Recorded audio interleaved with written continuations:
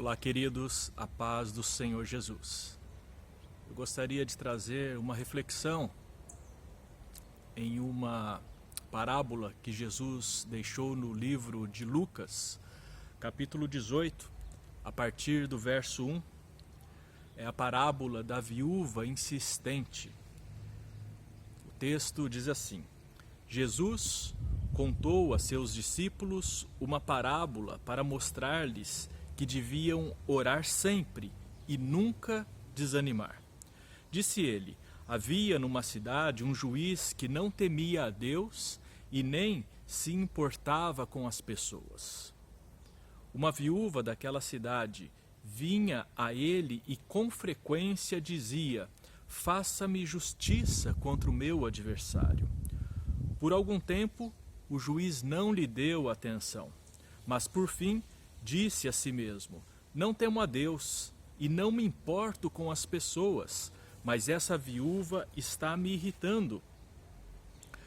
Vou-lhe fazer justiça, pois assim deixará de me importunar.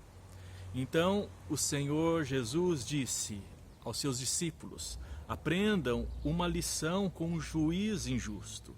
Acaso Deus não fará justiça aos seus escolhidos que clamam a Ele dia e noite? Continuará a adiar sua resposta? Eu afirmo que Ele lhes fará justiça, e rápido. Mas quando o Filho do Homem voltar, quantas pessoas com fé Ele encontrará na terra? Queridos, nessa parábola, eu gostaria de destacar alguns pontos. Nós temos a figura de um juiz, que era autoridade na época, assim como é hoje, para julgar as causas do povo. Mas naquela época, o tribunal ele não era como o tribunal de hoje. O tribunal ele era um tribunal que se deslocava. Era um tribunal itinerante, ele não ficava em um único lugar. E esse tribunal era uma tenda. E o juiz sentava na sua cadeira cheia de pompa e ali ele julgava as causas que ele achava conveniente julgar. Ele era cercado por assistentes e várias pessoas podiam assistir aos julgamentos, estando ali fora da tenda. E a viúva já começa que era uma viúva, uma mulher sem um homem para representá-la diante da sociedade. Então as mulheres elas não tinham voz ativa naquela época. E pelo fato de ser mulher, pelo fato de ser viúva e muito provavelmente por ser pobre, não poderia pagar algum suborno ao juiz para que ele julgasse a sua causa, porque era comum o pagamento de suborno naquela época. Então aquela mulher, tudo que ela tinha era a persistência dela. Então ela ficava ali ao redor do tribunal, da tenda, pedindo para que o juiz atendesse. Ela não parava de fazer os seus pedidos e ele resolveu atendê-la. Mas eu gostaria para nossa aplicação de reflexão, de destacar 3 pontos, na verdade são 3 contrastes que nós encontramos nessa parábola. O primeiro contraste é sobre orar e desanimar de orar. Algumas versões trazem esmorecer, é perder as forças, é não conseguir mais fazer aquilo que deveria, não conseguir mais levar adiante um intento, desistir de um objetivo. Então Jesus, ele está falando e já começa dizendo lá no verso 18, que Jesus contou essa parábola aos seus discípulos para lhes mostrar que deveriam orar sempre e nunca desanimar. Esse foi o grande objetivo dessa parábola. Então ele fala que é preciso orar sempre, sem desanimar. E muitas vezes nós acabamos desanimando Nós colocamos algumas causas diante de Deus e nós, depois de um tempo, passamos a não orar mais. No versículo, logo o versículo anterior ao 18:1, que é o 17:37, Jesus ali, ele faz uma comparação, ele diz que a sociedade é mais ou menos como cadáveres. E onde estão os cadáveres, estão as aves, os urubus. Então isso dá uma indicação para nós de que nós vivemos em um mundo contaminado. E vivendo em um mundo contaminado, nós, vez ou outra, também somos contaminados por ele. E é por isso que nós não temos a persistência que deveríamos na oração.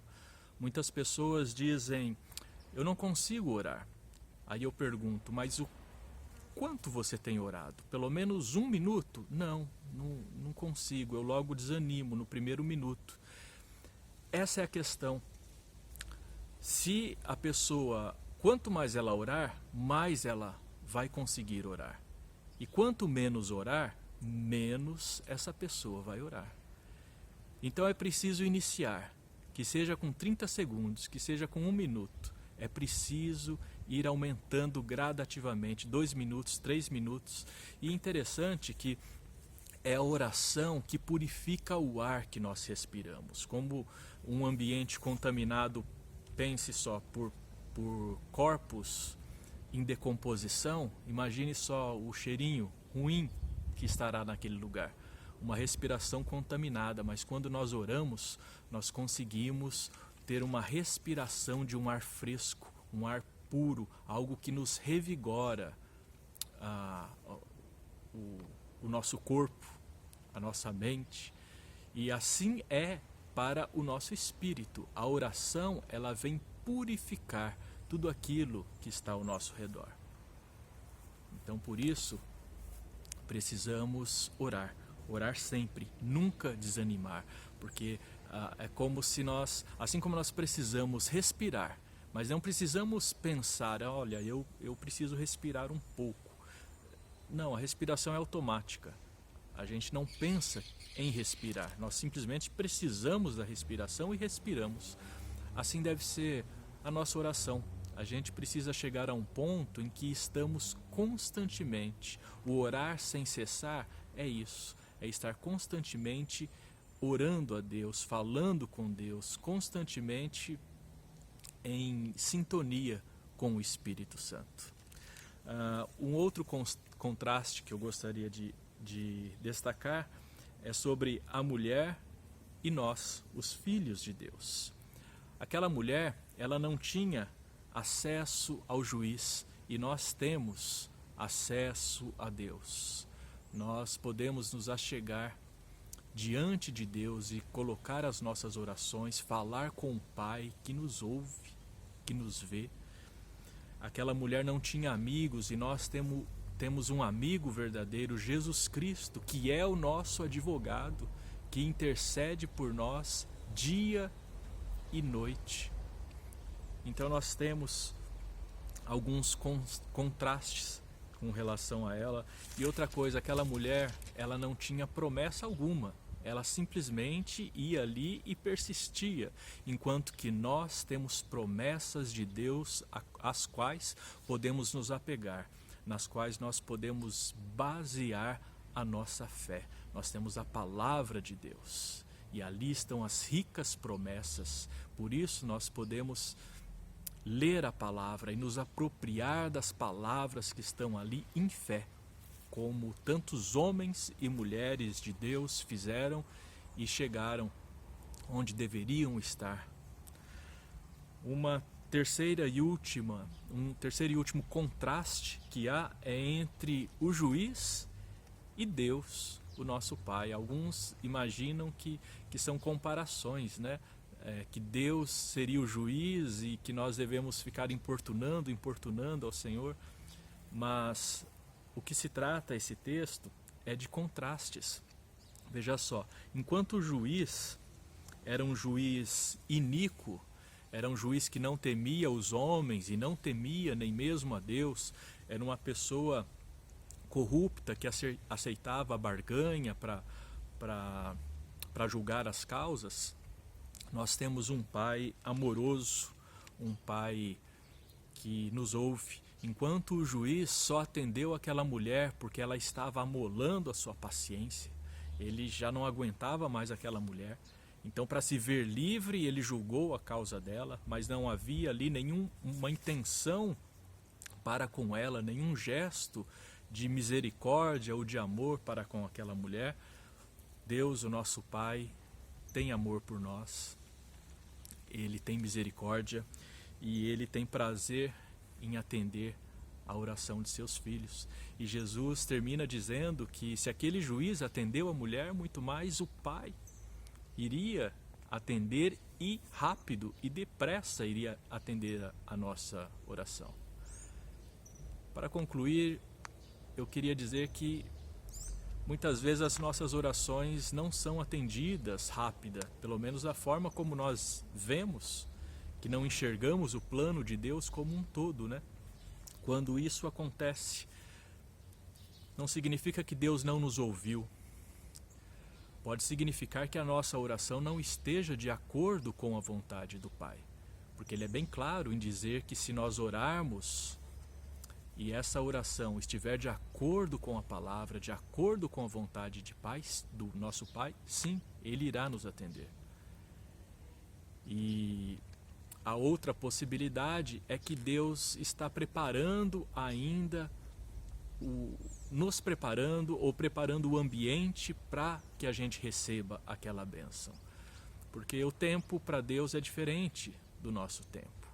Então nós já citamos anteriormente pessoas, homens de Deus, como Davi, que demorou mais de 20 anos para se tornar rei, para a promessa se cumprir na vida dele. José do Egito ficou preso 13 anos antes de se tornar o governador do Egito. Temos também Abraão, o qual tinha a promessa de ser um pai de multidões, e Abraão ficou 25 anos aguardando com fé a promessa. Muitas vezes Deus responde rápido, já respondeu minhas orações em algumas vezes de forma instantânea, mas outras vezes a gente precisa esperar e precisamos saber que Ele nos ouviu. Não podemos ter essa dúvida, porque Ele realmente nos ouve. E aí nós aguardamos pacientemente e em oração, porque Ele irá nos atender.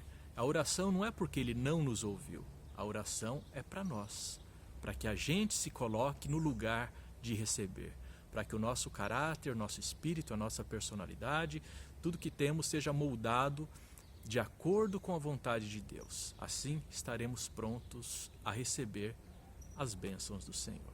Amém, queridos? Que Deus te abençoe, no nome de Jesus.